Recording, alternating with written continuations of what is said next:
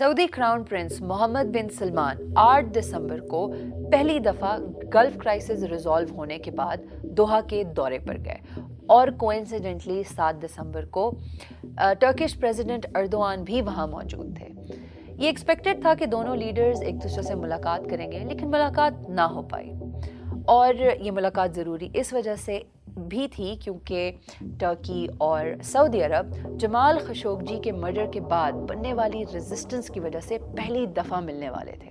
But instead president Erdogan chose to go to a meeting that held more value.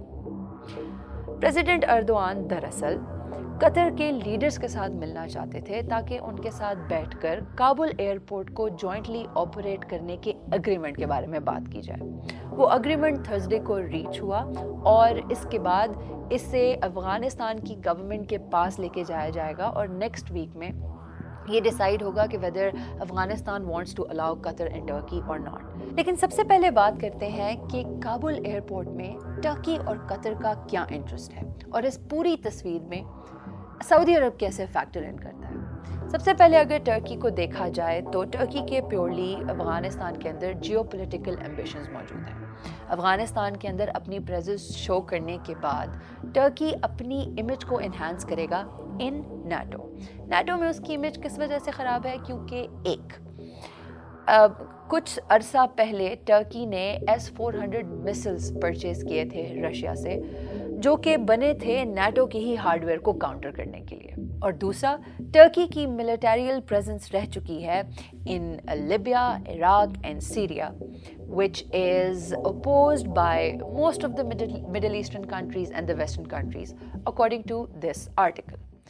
Qatar की तरफ आके अगर देखा जाए तो 2017 के ब्लॉकेट के बाद कतर को जो इकोनॉमिक डाउनफॉल फेस करना पड़ा उसमें Turkey was there with them. और इसी अलायंस की बेसिस पे दोनों मुल्क चाहते हैं कि वो जॉइंटली काबुल एयरपोर्ट को ऑपरेट करें, सिक्योरिटी और लॉजिस्टिक्स प्रोवाइड करें ताकि एक म्यूचुअल बेनिफिट नज़र आए।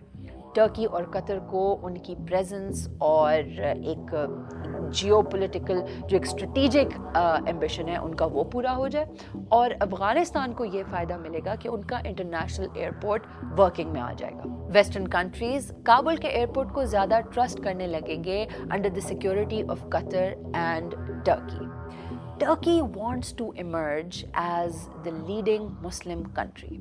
Currently, Saudi Arab is the leading Muslim country, but Saudi Arab has also been trying कि वो अफ़गानिस्तान में अपनी एक प्रेजेंस शो करें। जैसा कि कुछ अर्सा पहले आपको मालूम होगा कि पाकिस्तान में होने वाली OIC मीटिंग सऊदी अरब ने ही प्रपोज की थी। उसके बाद बिलियंस ऑफ डॉलर्स की एड भी अफ़गानिस्तान को भिजवाई जा रही है। And for Saudi Arabia to maintain its place as the leading Muslim country, it has to do take these political measures, but Turkey has other plans. लेकिन इसमें जो फाइनल कार्ड है वो अफगानिस्तान की गवर्नमेंट के हाथ में है कि अब आया वो टर्की को और कतर को काबुल एयरपोर्ट जॉइंटली ऑपरेट करने की परमिशन देते हैं या नहीं।